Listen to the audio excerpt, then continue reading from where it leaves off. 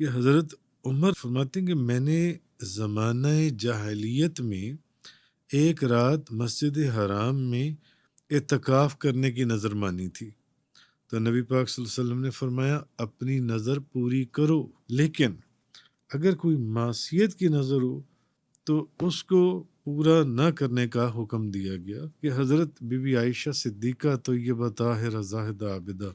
रज़ियल्लाहु ताला अन्हा बयान करती हैं कि नबी पाक सल्लल्लाहु अलैहि वसल्लम ने फरमाया जिस शख्स ने अल्लाह की अताअत की नज़र मानी वो अल्लाह की अताअत करे, और जिस शख्स ने अल्लाह की मासियत की नज़र मानी वो अल्लाह की मासियत ना, यानी एक शख्स नज़र मानता है कि मैं अल्लाह की अताअत करूंगा, हुजूर ने फरमाया करे, लेकिन एक बंदा कोई ऐसी नज़र मानता है जिसमें कोई गुनाह है या कोई गलत काम है, तो हुजूर ने मना फरमाया कि वो अल्लाह की मासियत ना करे।